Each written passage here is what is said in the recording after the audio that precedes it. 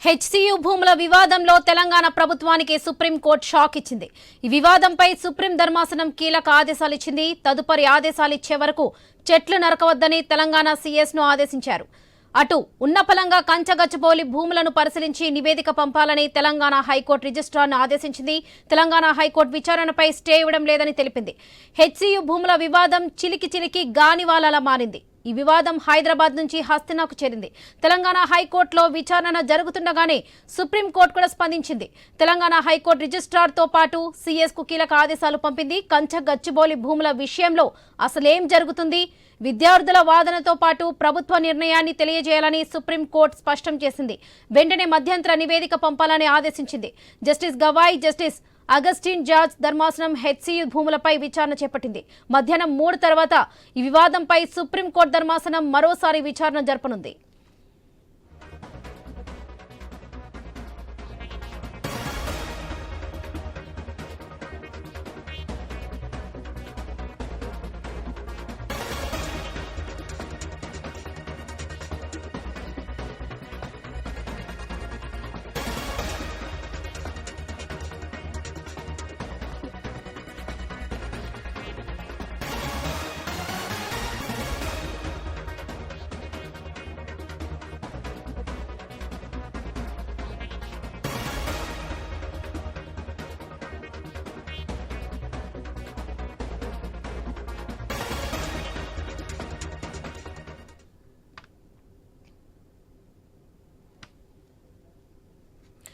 HCU భూముల వివాదంలో తెలంగాణ ప్రభుత్వానికి సుప్రీంకోర్టు షాక్ ఇచ్చింది. ఈ వివాదంపై సుప్రీం ధర్మాసనం కీలక ఆదేశాలు ఇచ్చింది. తదుపరి ఆదేశాలు ఇచ్చే వరకు చెట్లు నరకవద్దని తెలంగాణ సీఎస్ ను ఆదేశించింది. అటు ఉన్నపలంగా కంచగచ్చిబౌలి భూములను పరిశీలించి నివేదిక పంపాలని తెలంగాణ హైకోర్టు రిజిస్ట్రార్ను ఆదేశించింది. తెలంగాణ హైకోర్టు విచారణపై స్టే ఇవ్వడం లేదని తెలిపింది. హెచ్సియు భూముల వివాదం చిలికి గానివాలన మారింది. ఈ వివాదం హైదరాబాద్ నుంచి హస్తినాకు చేరింది. తెలంగాణ హైకోర్టులో విచారణ జరుగుతుండగానే సుప్రీంకోర్టు కూడా స్పందించింది. తెలంగాణ హైకోర్టు రిజిస్ట్రార్తో పాటు సీఎస్ కు కీలక ఆదేశాలు పంపింది. కంచగచ్చిబౌలి భూముల విషయంలో అసలేం జరుగుతుంది, విద్యార్థుల వాదనతో పాటు ప్రభుత్వ నిర్ణయాన్ని తెలియజేయాలని సుప్రీంకోర్టు స్పష్టం చేసింది. వెంటనే మధ్యంతర నివేదిక పంపాలని ఆదేశించింది. Justice Gavai, justice Augustine George ధర్మాసనం హెచ్సియు భూములపై విచారణ చేపట్టింది. మధ్యాహ్నం 3 తర్వాత ఈ వివాదంపై సుప్రీంకోర్టు ధర్మాసనం మరోసారి విచారణ జరపనుంది.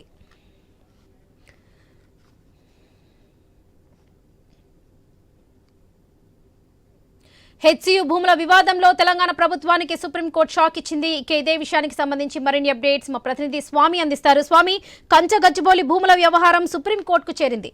అసలు అత్యవసరంగా విచారణ జరపాలని పిటిషనర్ తరపు న్యాయవాదులు అయితే కోరారు. దీనికి సంబంధించిన అప్డేట్స్ ఏంటి స్వామి?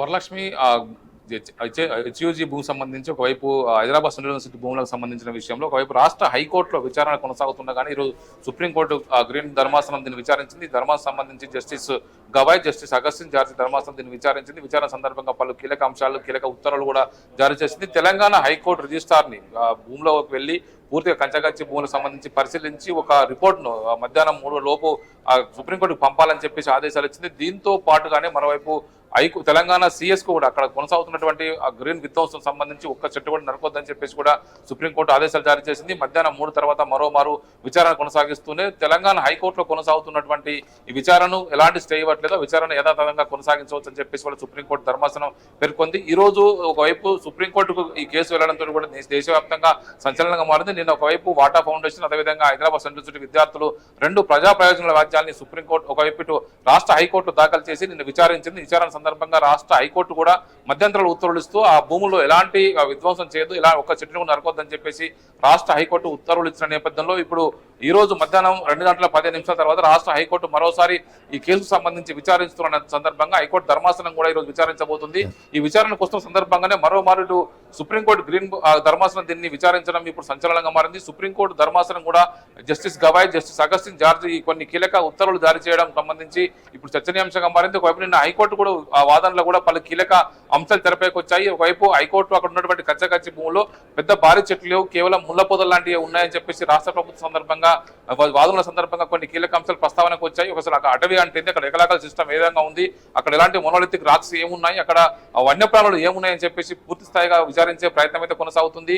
అటవీ చట్టాలు అత్యంత కఠినంగా ఉంటాయి కాబట్టి ఒక భూమిని చదును చేసే ముందు అక్కడ ఉన్నటువంటి వన్యప్రాణుల్ని, అక్కడ ఉన్నటువంటి గ్రీన్ బెల్ట్ ని దృష్టిలో ఉంచుకొని దాన్ని ఏ విధంగా చదును చేస్తున్నారని సంబంధించి కూడా కోర్టు కొంత డీప్ గా విచారించే ప్రయత్నం చేసింది. ఇటు పిటిషనర్ తరపు వాదనలు కూడా విన్నటువంటి హైకోర్టు సంబంధించి ధర్మాసనం దీన్ని విచారించే అయితే మధ్యంతర ఉత్తర్వులు జారీ చేసింది. ఇటు సుప్రీంకోర్టు కూడా ఈ రోజు విచారించి దీనికి సంబంధించి ఇటు సేమ్ అదే విధంగా మధ్యంతర ఉత్తర్వులు జారీ చేసి హైకోర్టు రిజిస్ట్రార్ ని స్వయంగా వెళ్లి పరిశీలించి రిపోర్ట్ ఇవ్వడం అనేది ఇప్పుడు కీలకంగా మారింది ఇక్కడ వరలక్ష్మి. రైట్ స్వామి, తుది ఆదేశాల వరకు కంచె గచ్చిబౌలి భూములో ఎటువంటి పనులకైతే చేపట్టకూడదని స్పష్టం చేసింది. సో హైకోర్టులో జరిగే విచారణపై తాము ఎలాంటి స్టే ఇవ్వడం లేదని సుప్రీంకోర్టు స్పష్టం చేసినట్లు అయితే తెలుస్తుంది. సో ప్రభుత్వం దీనిపై ఎలాంటి చర్యలు తీసుకునే అవకాశం ఉందంటారు? అంటే ప్రభుత్వం తరఫున కూడా వాదనలు వినిపిస్తున్నారు. ప్రభుత్వం అక్కడ పెద్ద ఎత్తున కూడా గ్రీన్ కవర్ లేదు, కేవలం చిన్న చిన్న ముళ్ళ పొదలు లాంటివి ఉన్నాయి, చిన్న చిన్న చెట్లే ఉన్నాయి. అటవీ అంటే కూడా ఖచ్చితంగా 10-15 ఫీట్లో ఉన్నటువంటి చెట్లను మాత్రమే, అటవీ 10-15 మీటర్ల పైన ఉన్నటువంటి చెట్లనే డీప్ ఫారెస్ట్ గా గుర్తిస్తారు. అక్కడ అలాంటి ఫారెస్ట్ ఏం లేదని చెప్పేసి కూడా రాష్ట్ర ప్రభుత్వం తరఫున వాదించే ప్రయత్నం చేశారు. ఒకవైపు 29వ తేదీనే దీనికి సంబంధించి వాటా ఫౌండేషన్ దీనికి సంబంధించి పిటిషన్ ఒకవైపు వేసింది. ఆ తర్వాత హైదరాబాద్ యూనివర్సిటీ విద్యార్థులు కూడా మరో బిల్ దాఖలు చేయలేదు. రెండింటిని కలిపి విచారించినటువంటి తెలంగాణ హైకోర్టు ధర్మాసనం దీనికి సంబంధించి ఒకవైపు పిటిషన్ తరపు వాదనలు విన్నది, మరోవైపు ఇటు ప్రభుత్వం తరపున వాదనల సందర్భంగా పలు అంశాలు తెరపైకి వచ్చాయి. అక్కడ కేవలం కంచగచ్చి బౌల్ అంటే కేవలం కంచె లాంటిది మాత్రం ఉంది. 400 ఎకరాల్లో దాన్ని గ్రీన్ కవర్ ను రాష్ట్ర హైకోర్టుతో పాటు సుప్రీంకోర్టులో విచారణ కొనసాగుతుంది. సుప్రీంకోర్టు ఈ రోజు విచారించి ఒకవైపు మధ్యంతర ఉత్తర్వులు జారీ చేసింది. ఈ విషయంపైన మనతో మాట్లాడడం కోసం ప్రముఖ రాజకీయ విశ్లేషకులు బండారు రామ్మోహన్ రావు గారు, అదేవిధంగా ఇటు మిట్టపల్లి నర్సయ్య గౌడ్ గారు కాంగ్రెస్ పార్టీ నాయకులు, అదేవిధంగా గైరపల్లి సతీష్ బీఆర్ఎస్ నాయకులు, అదేవిధంగా హెచ్యు విద్యార్థి మదన్ గారు మనతో పాటు లైవ్ లో ఉన్నారు. వారిని అడిగే ప్రయత్నం చేస్తాం. సార్ చెప్పండి సార్, రామ్మోహన్ రావు గారు చెప్పండి, ఈ రోజు రెండు వైపు హైకోర్టులో మరోవైపు సుప్రీంకోర్టులో కూడా ఈ కేసు విచారణకు వచ్చింది. దీనికి సంబంధించి న్యాయపరంగా దీన్ని ఏ విధంగా ముందుకెళ్లే అవకాశం ఉంటున్నట్టు సార్? స్వామి గారు, మీకు అట్లాగే సతీష్ గారికి, నర్సయ్య గౌడ్ గారికి, యువమిత్రుడు విద్యార్థి నాయకుడు మదన్ గారికి అందరికీ నమస్కారం. మన టీవీ ప్రేక్షకులకు కూడా. అంటే సుప్రీంకోర్టు ఎంత వేగంగా స్పందించిందో, నేను న్యాయవాదిగా మాట్లాడుతున్నాను. రాష్ట్ర హైకోర్టు 3 రోజులుగా ఎందుకు నానబెట్టింది చాలా విచారించదగ్గ విషయం. ఏంటంటే నిన్న ఆర్డర్ ఇచ్చింది కానీ కేసు వేసింది సోమవారం అయితే 4 రోజుల తర్వాత సుప్రీంకోర్టు ఎంత వేగంగా స్పందించింది. ఒక ప్రాణం పోతే ఎంత ఎత్తో స్వామి గారు, చెట్టు కూడా నరకడం అంతే కదా. చెట్లు నరుకుతుంటే చూసుకుంటూ ఆ ఫోటోలన్నీ పెట్టిన తర్వాత జింకలు ఉరకడము, ఆ పక్షులు, వీటన్ని చూసి కూడా హైకోర్టు 4 రోజులుగా వాదనలు వింటూ తాత్సారం చేసిందే ఇవాళ సుప్రీంకోర్టు అభినందించాలని స్పష్టంగా చెప్తున్నా. హైకోర్టు తీర్పు ఇప్పటిదాకా సరిగ్గా రాకపోవడం, నిన్న కూడా ఆదేశించిన తర్వాత మళ్ళీ ఇవాళ కూడా పిటిషన్ విచారణ జరుగుతుంది ఇంకా. అందుకనే సుప్రీంకోర్టు మంచి పని చేసింది. మనం అందరం దేశంలో అత్యున్నతమైన కోర్టును అభినందించాలి, వారికి కృతజ్ఞతలు తెలియజేస్తాం. ఇక ఈ విషయానికి వస్తే నేను చెప్తున్నాను, ఇప్పుడు భూమి ఎవరిది అనే వివాదం సమస్య కాదు. భూమి వివాదం అనేది సివిల్ కేసు, నేను ఏళ్ల తర్వాత ధ్యానియండి, కష్టం కాదు, ప్రభుత్వంగా హెచ్సియు. కానీ ఇక్కడ 3 అంటే రెంటల్ జెండర్ ఎవరిగా హెచ్సియు మారిపోయింది కదా. వాళ్ళ ధర్మేంద్ర ప్రధాన్ గారు ఒక లెటర్ రాశారు ఇవాళ, ఏది మన ముఖ్యమంత్రికి, ఏమని స్పష్టంగా చెప్పిండు, మీరు ఇచ్చిన భూమి, నేను నా వారం రోజులు చెప్తున్నా, నేను మీరు ఇచ్చిన భూమి పోయింది, మీరు తీసుకున్న భూమి ఏమో అన్యాక్రాంతం అయిపోయింది. అయితే 2 ప్రభుత్వాలు, అందుకు రాజశేఖర రెడ్డి గారు, తర్వాత రోషయ్య గారు, తర్వాత కిరణ్ కుమార్ రెడ్డి గారు, తర్వాత 10 ఏళ్ళు మన వీళ్ళందరూ కూడా సుప్రీంకోర్టులో కేసులో వాదనలు వినిపించింది కదా. ఆనాడు కూడా తెలంగాణ ప్రభుత్వమే కదా, అప్పుడు ఆంధ్రప్రదేశ్ ప్రభుత్వం రాజశేఖర రెడ్డి గారు ఉన్నప్పుడు, తర్వాత తెలంగాణ ప్రభుత్వం వాదన వినిపించింది కదా. అంటే ఆల్ ఆఫ్ సడన్ ఇవాళ కేసు సుప్రీంకోర్టులో పడ్డది, ఇవాళ తీర్పు వచ్చిందా? కాదు కదా. ప్రభుత్వాలు శాశ్వతం, పార్టీలు కాదు. కనుక ఈ తీర్పు రావడంలో ఎవరి గొప్ప అని ఏం లేదు, ప్రభుత్వం గెలుపు అంటున్నా. చాలా ఆంధ్రప్రదేశ్ ఇవాళ తెలంగాణ ప్రభుత్వం గొప్ప అంటున్నాను, ఎవరున్నా సరే, ఏ పార్టీ ఉన్నా సరే. ఇక్కడ 3 విషయాలు నేను స్పష్టం చేసుకున్నా స్వామి గారు. ఒకటి, ఇవాళ ఇప్పుడే మళ్ళీ ఇంకోటి జరుగుతుంది, మన ఫార్మాసిటీలో గందరగోళం జరుగుతుంది. మళ్ళీ అక్కడ చెట్లు బుల్డోజర్లు పోతున్నాయి, లగచర్ల పోయింది, ఇప్పుడు హైడ్రా పోయింది, మూసి పోయింది, ఇప్పుడు మళ్ళీ ఇప్పుడు హెచ్సి పోయింది, ఇప్పుడు మళ్ళీ ఇంకొక కొత్త వివాదం మొదలైంది. ఎందుకు ఇట్లా తొందరపడుతున్నారు? ప్రభుత్వానికి మొదటి నుంచి అంటున్నాను, ఎంత ప్రభుత్వం ఎంత తొందరపడుతుంది? ఆలోచన రహిత్యంగా పనులు చేయడం, తల వెనక్కిపోవడం. ఇవాళ అన్ని చూస్తున్నాం. హైడ్రా నుంచి మొదలు పెడితే ఇప్పటిదాకా చూస్తే ప్రతిదీ మొదలు పెట్టడం, మళ్ళీ వెనక్కిపోవడం, కోర్టు మొట్టికాయలు వేయడం చూస్తున్నాం. ఈ విషయంలో తొందరపడకుండా చేయాలని నా ఉద్దేశం. సుప్రీంకోర్టు తీర్పును గౌరవించాలి. నిన్న హైకోర్టు ఇచ్చిన మధ్యంతర ఉత్తర్వులను గౌరవించకుండా కూడా ఇవాళ కూడా అదే పోతుంది. అంటే అందుకని సుప్రీంకోర్టు వీళ్ళని నమ్మకుండా సిఎస్ కు ఆదేశించింది, సిఎస్ నమ్మకుండా ఇటుపక్క హైకోర్టు రిజిస్ట్రార్ కు ఆదేశించి 3:30 లోపు, ఇవాళ మధ్యాహ్నం సాయంత్రం 3:30 లోపు రిపోర్ట్ ఇవ్వమన్నది. ఇప్పుడు తెలుసు అందరి బండారం బయటపడతారు, ఎన్ని పోయినాయి ఏం సంగతి తెలుస్తుంది. మంచి రాక్ గార్డెన్ యానిసెట్ రాక్స్ ఉన్నాయి. మదను నిన్న మేము ఇద్దరు వేరే టీవీ ఛానల్ లో ఉన్నాం, మేము మాట్లాడుకున్నాం ఎట్లా జరిగింది అనే సంగతి అనేది. స్పష్టంగా ఇప్పుడు విద్యార్థి నాయకుల సంఘాలు ఉండొచ్చు, రాజకీయ పార్టీలు ఉండొచ్చు, కానీ చెట్ల మీద వర్ణాల మీద రాజకీయం చేయడం ఏంది? అలా 3 విషయాలు నువ్వు స్పష్టంగా చేస్తున్నావు. ఒకటేమో ఆనాడు 400 ఎకరాల పైన తీసుకొని 390 ఎకరాలు, 3 ఎకరాలు లోటే. ఆ 3 ఎకరాలు కూడా కాదు, ఇంకా రికార్డు పాత పరిస్థితి 526 ఎకరాలు తీసుకునేది ప్రభుత్వం. తీసుకొని 400 ఎకరాలు కూడా ఇవ్వలేదు. ఆ ఇచ్చిన భూమి ఇంకొన్ని దారాదత్తం చేశారు. తీసుకున్న భూమి ఏమో ప్రైవేట్ వ్యక్తుల పరంగా అయింది. ఇవాళ సరే మంచి వచ్చి ప్రభుత్వానికి వచ్చింది. నా ఉద్దేశం రాష్ట్ర ప్రభుత్వం అయినా కేంద్ర ప్రభుత్వం ఆధీనంలో ఉన్న యూనివర్సిటీ అయినా సరే ప్రభుత్వాలే కదా. ఈకో సిస్టమ్ అట్లాగే లంగ్ స్పేస్ ను రక్షించాల్సిన బాధ్యత ఉన్నది. గతంలో నేను బీఆర్ఎస్ ప్రభుత్వం అద్భుతంగా చేసింది అంటలేదు. ఇందిరా పార్కు మీద నిర్మాణం చేస్తా అంటే, ఎన్టీఆర్ గార్డెన్ నాశనం చేస్తా అంటే మేమందరం నెలల తరబడి ధర్నాలు చేసినాం, వాకర్స్ అసోసియేషన్ ధర్నాలు చేసినాం. అట్లానే ఇప్పుడు వాళ్ళ బ్రహ్మానంద రెడ్డి పార్క్ దక్కింది అంటే ఆనాడు నిజాం కాలం నుంచి వచ్చిన దాన్ని వెంగళరావు పార్కు, బ్రహ్మానంద రెడ్డి పార్కు ఇవాళ ఉందంటే ఏం కారణం? దూలపల్లి బ్రహ్మాండమైన అటవీ సంపదను రక్షించుకున్నాం. ఇవాళ లంగ్ స్పేస్ ఉన్నదా 400 ఎకరాలు ఇవాళ పప్పు బెల్లాలకు ఈ మాట అంటున్నాను నేను. కాంగ్రెస్ పార్టీ మీద దేశం లేదు నాకు. పప్పు బెల్లాలకు, సంక్షేమ పథకాలకు అప్పులు కట్టడానికి అమ్ముకుంటున్నామంటే ఊపరి షేర్వా అని అందరూ పరేశాని. నేను స్పష్టంగా చెప్తున్నాను ఈ ప్రభుత్వాన్ని, అయ్యా మీకు చేత కాకపోతే ఈ పథకాలు అమలు చేయకండి. మా రైతు బంధుతో సహా రైతు భరోసా మేము అందరం వాపసు ఇచ్చేస్తాం. నా డబ్బులు మాకు పడ్డాయి కూడా, పడలేదు ఇంకా వరకు, పడితే కూడా వాపసు ఇచ్చేస్తాం. మాకు అవసరం లేదు, మీ ఉచితాలు అవసరం లేదు. కానీ ఉన్న భూములు అమ్మకండి. మీరు గతంలో జాగీర్దారులు దేశముఖి చేసిన పని చేయకండి, అగ్బ భూమి అమ్ముకొని బీదోలు కాకండి, ప్రభుత్వాన్ని బీదతనం చేయకండి అంటున్నాడు. అంటే దీనిలో సమయం ఉండదా? చెట్లు నరుకుంటూ పోతే వందలాది బుల్లతలు ఎందుకు వచ్చినాయి? వాళ్ళు ఎందుకు నరికేసుకుంటూ వచ్చిండ్రు? అంటే ఎట్లా చేసి స్వాధీనం చేసుకుందామని మీ స్వార్థం కోసం నేను అది కూడా చెప్తున్నా. ఆనాడు చంద్రబాబు నాయుడు నుంచి ఇది మొదలైంది. మధ్యన అన్ని ప్రభుత్వాలు అదే పని చేసినాయి, తాత్సారం చేసినాయి. బిల్లి రావంటోడి వాళ్ళ బిల్లి అయిపోయిండు. ఇలా సుప్రీంకోర్టులో స్పష్టమైన తీర్పు వచ్చింది. ప్రభుత్వ రామ్మోహన్ చెప్పండి, ఒక న్యాయవాదిగా వైపు సుప్రీంకోర్టు కావచ్చు, హైకోర్టు కావచ్చు, ఇది ఆ పర్యావరణ సంబంధించిన చట్టాలు అంత కఠినంగా ఉంటాయి. ఈ చట్టాల ముందు కఠిన పరిస్థితుల్లో ఈ భూములకు సంబంధించిన విషయంలో ప్రభుత్వం వెనక్కి తగ్గ పరిస్థితి ఏర్పడుతుందా? తగ్గాలంటున్నాను. అందరి డిమాండ్ అదే. ఆఖరికి శ్రేయోభిలాసినప్పుడు వినదగురు ఎవరు చెప్పినట్టు విధరణి చెప్తున్నాం. నిన్న కాక మొన్న హరగోపాల్ సార్ కూడా అదే మాట్లాడిండు. అయ్యా మీరు తగ్గండి, ఈ భూములు అటుకే ఉంచండి, హెచ్సిగా మీరు సమస్య కాదు, మీదైనా ప్రభుత్వమే కదా, ప్రభుత్వ భూములు ప్రభుత్వం రక్షించండి అని అంటున్నారు. అందుకనే హైకోర్టు తాత్సారం చేసింది, దోషి హైకోర్టు అంటున్నారు. ఇవాళ 4 రోజుల నుంచి పిటిషన్ పెండింగ్ పెట్టుకొని నిన్న మాత్రమే చెట్టు అనుకుంటుంటది. 3 రోజుల నుంచి చూస్తున్నా కళ్ళు లేవా? హైకోర్టు కళ్ళు లేవా? ఇప్పుడు సుప్రీంకోర్టు ఇట్లా అనగానే ఒక పిటిషన్, ఒక న్యాయవాది పిటిషన్ కూడా కాదు, అప్పటికప్పుడు అన్ని చూపెట్టు ఆధారాలు చూపెట్టగానే వెంటనే ఒక అరగంట లోపల స్పందించింది. హైకోర్టు స్పందించలే అంటే అర్థమవుతుంది మనకి, ఏమర్థమవుతుంది? ప్రభుత్వానికి ఒక రకంగా చెప్పాలంటే హైకోర్టు లాంటి సంస్థలు కూడా ఇవాళ ప్రభుత్వం చేస్తున్న పనులు గమనిస్తలేరా, లేకపోతే కళ్ళు మూసుకున్నా అనిపిస్తుండదు నాకైతే. ఫేర్ కామెంట్ చేయొచ్చు, హైకోర్టు కాదు సుప్రీంకోర్టు కూడా చేయొచ్చు తీర్పు మీద. ఇక్కడ సమస్య వస్తుందంటే ఈ భూములు ఎవరివి అనే పంచాయతీ, సివిల్ పంచాయతీ 400 ఎకరాలు రాష్ట్ర ప్రభుత్వం అనువా, హైదరాబాద్ యూనివర్సిటీ ఆ సమస్య తీర్చడానికి ఏళ్ళు పట్టవచ్చు, మనకు సంబంధం లేదు. కానీ వాళ్ళ జరగాల్సింది విడిచిపెట్టి విధ్వంసం ఆపే పరిస్థితి మాత్రం ఉండాలి. సిఎస్ గారు వెంటనే స్పందించాలి. ఎట్లాగో సిఎస్ స్పందించినా లేకున్నా హైకోర్టు రిజిస్ట్రార్ పోతాడు, అది తప్పదు కదా. హైకోర్టు రిజిస్ట్రార్ సుప్రీంకోర్టు ఆర్డర్ పాటించాల్సిందే, పోతాడు, చేస్తాడు. ఇంకా హైకోర్టు మీనవశాలు లెక్కించకుండా ఇవాళ ఈ కేసు తేల్చాలి. హైదరాబాద్ మన తెలంగాణ హైకోర్టు వాళ్ళ పిటిషన్ పెండింగ్ లో ఉంది, ఇప్పుడు వాదనలు జరుగుతున్నాయి. సుప్రీంకోర్టు ఇచ్చిన ఆదేశాలకు అనుగుణంగానే హైకోర్టు కూడా నడవాల్సి వస్తుంది. ఆపండి, తర్వాత హక్కుల సంగతి తర్వాత తెలుసుకుందాం. ఏదైనా సరే దీన్ని రద్దు చేయాల్సిన అవసరం అనేది. లగిచర్ల వెనక్కి పోయినా మళ్ళీ ముందుకే పోతున్నారు, హైడ్రాల వెనక్కి పోయినూ సమయం పాటిస్తున్నారు. ఇక్కడ ఇవాళ ఫార్మాసిటీలో కూడా అదే విధ్వంసం జరుగుతుంది. దయచేసి ఈ పర్యావరణ విధ్వంసాన్ని ప్రభుత్వ భూముల పేరు మీద అమ్మే ప్రయత్నం ఆపాలని అందరం కోరుకుంటున్నాం. నరసయ్య గౌడ్ గారు, మీరు చెప్పండి, ఒకవైపు కాంగ్రెస్ పార్టీ అధికార పార్టీగా రాష్ట్రంలో భూములు అమ్మకపోతే ప్రభుత్వానికి ఆదాయం రాదా? సంక్షేమ పథకాలకు కేవలం భూముల అమ్మకం ద్వారానే డబ్బులు సమకూర్చుకోవాలనుకుంటుందా? వాయిస్ క్లియర్ ఉందండి? హలో నరసయ్య గౌడ్ గారు, హలో, వాయిస్ వాయిస్ క్లియర్ ఉందానా? ఉన్నది ఉన్నది ఉన్నది. ముందుగా మీకు ప్యానెల్లో ఉన్న వినిపిస్తుంది, పెద్దలకు మాట్లాడండి. నమస్కారం. ముఖ్యంగా ఫస్ట్ హైకోర్టు కానీ సుప్రీంకోర్టు కానీ ఏదైతే ఆదేశాలు ఇచ్చినాయో వాటిని తూచా తప్పకుండా ప్రభుత్వం పాటిస్తుంది, అందులో అనుమానం లేదు. అదే హైకోర్టు అయినా సుప్రీంకోర్టు అయినా ఏ కోర్టు అయినా న్యాయ వ్యవస్థకు అనుకూలంగానే ప్రభుత్వం మెదులుకుంటుంది. ఒకటి. నెంబర్ 2 ఏంటంటే, ఇంతకు ముందు తెలుగుదేశం ప్రభుత్వంలో బిల్లీరావుకు గట్టబెట్టినప్పుడు ఎవరు సపోర్ట్ చేయలేదు.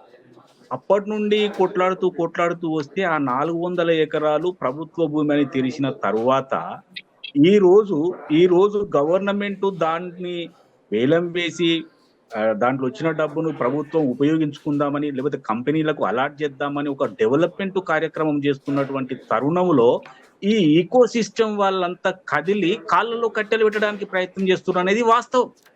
ఇవాళ కోర్టు తీర్పు ఏది వస్తే అది పాటిస్తాం, అందులో అనుమానం లేదు. కానీ ఇప్పుడు చూస్తా ఉంటే ఏమైందంటే, ఈ ప్రతిపక్షాలు కానీ ఈ పక్షాలు రెచ్చగొట్టితే ఈ స్టూడెంట్స్ యూనియన్ కానీ మిగతా వాళ్ళు కానీ ఈ ఈకో సిస్టమ్ అని చెప్పుకొని తిరిగే ఈ పెద్ద మనుషులందరూ కూడా ప్రభుత్వాన్ని ముందటి కాళ్ళకు బంధం వేసి అభివృద్ధి చేయకుండా ప్రజలకు మంచి జరగకుండా అడ్డం పడుతుండ అనేది స్పష్టంగా ప్రజలు చర్చించుకుంటా ఉన్నారు. లేకపోతే ఏంటంటే 400 ఎకరాలకు సంబంధించి 397 ఎకరాలు వేరే దగ్గర ఇచ్చినట్టుగా రికార్డ్స్ ఉన్నాయి. ఇది హెచ్సియుకు సంబంధం లేదని అంతకు ముందే తేల్చేసిరు. ఇప్పుడు ప్రభుత్వము తనకు వచ్చినటువంటి భూములను సాఫ్ చేసి పెడదామంటే దానిలో వన్యప్రాణులు ఉన్నాయని చెప్తాను. ఎంతెంత పెద్ద చెట్లు ఉన్నాయండి, ఎంతెంత పెద్ద ఇవన్నీ జంతువులు ఉన్నాయండి. హైదరాబాద్కు అనుకొని ఉన్నటువంటి దాంట్లో ఏనుగులు ఉన్నాయా, సింహాలు ఉన్నాయా, పెద్దప్పులు ఉన్నాయా, ఏమున్నాయండి? ఈ అంత బూచి చూపించేసి మార్పింగ్ వీడియోలు చూపించేసి కేవలం కాంగ్రెస్ గవర్నమెంట్ అభివృద్ధి సాధించకుండా ప్రజలలో పలచన చేయాలి, ప్రజలలో అపోహలు సృష్టించాలి, ప్రజలను తిరగబడితట్టు చేయాలని ఒక ఫిక్టిషియస్ ఉద్యమాన్ని వీళ్ళు క్రియేట్ చేస్తున్నారు తప్పితే ఇలా సుప్రీంకోర్టు కూడా వీళ్ళు ఇచ్చినటువంటి ఏ పార్టీ సాక్ష్యాలు ఉన్నాయో అతి త్వరలో తెలుస్తుంది. ఇవాళ విచారణ జరుగుతుంది, హైకోర్టులో విచారణ జరుగుతుంది.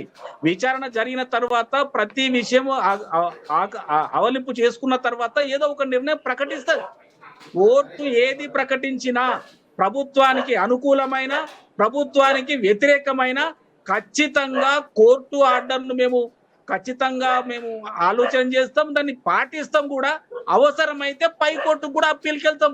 అంతే తప్ప అనవసరంగా ప్రభుత్వ భూములలో అభివృద్ధి సాధించకుండా ఈ ప్రతిపక్షాల ప్రేరేపితమైన విద్యార్థి సంఘాలు అనవసరమైన లొల్లి చేస్తా ఉన్నాయి, అనవసరంగా ప్రభుత్వాన్ని బదనాం చేస్తా ఉన్నాయి.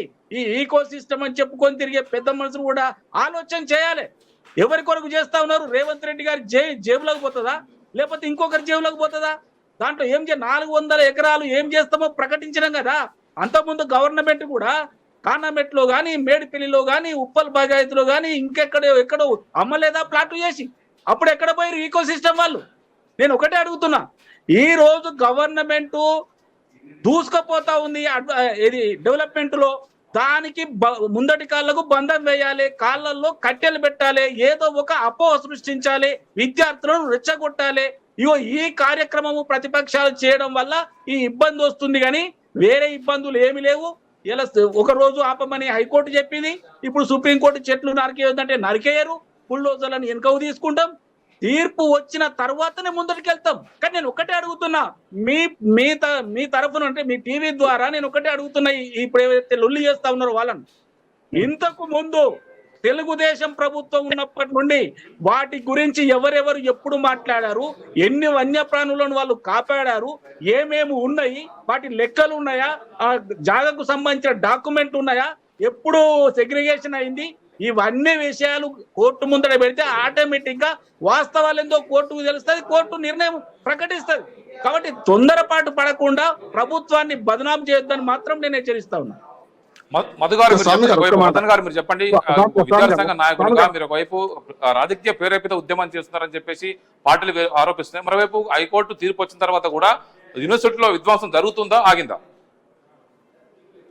సార్, మీరు కొన్ని సోషల్ మీడియాలో చేసే ఉన్నారు. నిన్న సాయంత్రం ఆపండి, కోర్టు విచారణ జరుగుతుంది, అంతవరకు ఎటువంటి కార్యక్రమాలు జరపొద్దంటని చాలా స్పష్టంగా ఆర్డినెన్స్ వచ్చాయి. అది మేము తీసుకుని పోలీసు వాళ్ళకు, మిగతా వాళ్ళ వ్యక్తులకు అందరికీ షేర్ చేసాం. మీరు విజువల్స్ చూస్తే 3వ రోజు ఉదయం 7 గంటలు అంటే రాత్రి నుంచి కొనసాగుతూనే ఉంది. దాని అర్థం ఏంటంటే మమ్మల్ని వెళ్ళనివ్వట్లేదు. అంటే మీరు టైం స్టాంప్ లో చూస్తే మీకు గమనించవచ్చు. అంటే మేము ఏమైనా మార్ఫింగ్లు చేస్తామని అంటున్నారు ఇందాక సార్ గారు. సార్ మార్ఫింగ్ చేసేదైతే మేమైతే తప్పు చెప్తామా? టైం స్టాంప్ ఉంటుంది కదా, ఇది కోర్టు ఎవిడెన్స్ గా భావిస్తే టైం స్టాంప్ లో మేము చెప్తున్నాను. ఇంకొక విషయం సార్ చెప్పారు ఇందాక, ఎవరో ప్రేరేపిస్తే ముందుకు తీసుకెళ్లిన ఉద్యమం అని అంటున్నారు. సార్ ఈ ఖచ్చితంగా ఈ వాక్యాలను వెనక్కి తీసుకోవాలి. ఎందుకంటే ఈ రాష్ట్ర ప్రతిపక్షం మాట్లాడినప్పుడు మేము మాట్లాడిన క్రమంలో ఒక్కొక్కరు మాకు గొంతు కలుపుతూ వచ్చారు. కల్కి మూవీ డైరెక్టర్ నాగార్జున గారు, ఆ తర్వాత ఈ 400 ఎకో సిస్టమ్ పోతే అది మన కర్మ అంటే సోషల్ మీడియాలో పోస్ట్ చేశారు. ఇది ఎవరో వచ్చి చేస్తే మేము ప్రేరేపించి చేసే వ్యక్తులం కాదు. ఇంకోటి మీరు అన్నారు అందులో జింకలు ఉన్నాయా, అవి ఉన్నాయంటే సార్ ఇక్కడ ఉన్నటువంటి యానిమల్ కి ఇక్కడ ఉన్న యానిమల్స్ అన్ని మా ఉన్నాయి. ఎవ్రీ ఇయర్ మేము క్రియేట్ చేసుకున్న క్యాలెండర్ ఈజ్ ఎవిడెన్స్. మీరు చూడండి, ఈ క్యాలెండర్ చూడండి, ఇక్కడ జింకలు ఉన్నాయి. ఓకేనా, మేము రేవంత్ రెడ్డి గారికి చెప్తున్నాం, ఈ జింకలతో మేము ఎవ్రీ ఇయర్ క్యాలెండర్ ఎలా అయితే పార్టీ ఆఫీస్ కానీ, పార్టీ వాళ్ళు కానీ, ఎల్ఐసి వాళ్ళు కానీ ఏ విధంగా ఒక క్యాలెండర్ రిలీజ్ చేసుకుంటారు, ఇది కేవలం మా స్టూడెంట్స్ తీసినటువంటి మాత్రంతోనే క్యాలెండర్ రిలీజ్ చేసుకుంటాం. ఇవన్నీ మైగ్రేటెడ్ బర్డ్స్ కదా, ఇవన్నీ ఫ్లేమింగో మైగ్రేటెడ్ బర్డ్స్ కదా, ఇవన్నీ మన పికాకులని, మన ఒక జింకని చంపితే మనం ఒక వ్యక్తికి నాన్ బెయిలబుల్ కేసు కట్టేస్తాము. ఇన్ని జింకలు ఉన్నాయి, అవి ఏమవుతున్నాయో తెలియదు. ఈ 400 ఎకరాల్లో దెబ్బతినిపోతుంది. ఈ ల్యాండ్ మాదా కాదా అన్నట్టు ఇంకా ఇంతకు ముందు బండారు సార్ అన్నప్పుడు అది ఇట్స్ రెవెన్యూ ఇష్యూ, కూర్చొని మాట్లాడదాం, లీగల్ గా ఫైట్ చేస్తామని చెప్పినా కూడా ఈ పండగ పూటే జేసీబీలు తీసుకురావడం వెనుక ప్రభుత్వం ఉద్దేశం ఏందని నేను అడుగుతున్నాను సార్. హైడ్రా షరతులు గాని, హైడ్రా తీసుకొస్తే ఎటువంటి ప్రయోజనాలు ఉంటాయంటని ఆలోచన చేసిన ఈ ప్రభుత్వం 400 ఎకరాల మీద ఎందుకు ఆలోచన చేయలేదని మేము అడుగుతున్నాం. ఆ ల్యాండ్ మీదే అయినప్పుడు కోర్టు ద్వారా ఖచ్చితంగా ఇది మాదే అంటే తీసుకుని మీరు జేసీబీలు తీసుకుని అప్పుడు రావాలి. కానీ ఈ హాలిడే రోజు, నాన్ కోర్ట్ వర్కింగ్ డేస్ అప్పుడు తీసుకొచ్చి ఈ కంటిన్యూగా ఉగాది నుంచి ఈ రోజు రాత్రి వరకు, ఉదయం వరకు కూడా ఆ జేసీబీలు వర్క్ జరుగుతున్నాయి. మరి దుర్భరంగా ఏంటంటే కోర్టు ఆదేశాలను కూడా లెక్క చేయకుండా మిషన్లతో కట్ చేస్తున్నారు. ఇది ఎక్కడ పోతుంది? న్యాయ వ్యవస్థ కూడా ప్రభుత్వం లెక్క చేయకుండా పోవడం అంటే ఇది ఎంతటి దుందూకుడు చర్య ఒకసారి ఆలోచించమని చెప్తున్నారు. అయితే సుప్రీంకోర్టు ఇప్పుడు ఈ ఆర్డినెన్స్ లో ప్రవేశించడం ద్వారా ఇప్పుడు కొంచెం తగ్గుతుంది. మేము మొదటి నుంచి చెప్తూనే ఉన్నాం, ప్రభుత్వం ఎందుకు దుందూకుడు చర్య, అది ప్రభుత్వానికి మంచిది కాదు, అది ఆరోగ్యం కాదు అని చెప్తున్నాం. ఎన్విరాన్మెంట్ గతంలో ఇదే రేవంత్ రెడ్డి సార్ మాట్లాడారు, మనం పూడ్చుకోవడానికి బొందలగడ్డ కూడా లేకుండా పోతుంది అన్నారు. ప్రకృతి వదిలిపెడితే మనం రివెంజ్ తీర్చుకుంటుంది, కర్మ సిద్ధాంతం మనం మాట్లాడారు. ఇది ప్రతిపక్షంలో ఉన్నప్పుడు ఆయన ఒకలా మాట్లాడి అధికారంలోకి వచ్చేప్పుడు ఎందుకు మారుతున్నారు? ఇందాక సార్ అన్నారు 2004లో జరిగినట్టు ఎప్పుడు మాట్లాడలేదు. 2004లో మాకు భూమికి భూమి, బదులు భూమి అంటారు మన గ్రామీణ భాషలో చేసుకుంటే, రిహాబిటేషన్ గా మాకు 400 ఎకరాలు తీసుకొని 397 ఎకరాలు కేటాయిస్తామని అన్నారు. ఆ కేటాయింపు జరుగుతుందన్నప్పుడు అప్పుడు మేము మద్దతు ఇచ్చారు అప్పుడు ఉన్నటువంటి అడ్మినిస్ట్రేటివ్. సో ఈ గోపనపల్లి, గౌలిదొడ్డి, వట్టినాగులపల్లి బార్డర్ చేసుకున్నటువంటి ఆ ల్యాండ్ మాకు కేటాయిస్తామన్నట్టు ఆ ల్యాండ్ కేటాయించలేదు. కేటాయించకపోవడం ద్వారా టాటా ఇన్స్టిట్యూట్ ఆఫ్ ఫండమెంటల్ వాళ్ళకి కేటాయించేశారు, నేషనల్ అనిమల్ బయోటెక్నాలజీ ఇన్స్టిట్యూట్ 100 ఎకరాలు కేటాయించారు, టీఎన్జిఓ కేటాయించేశారు.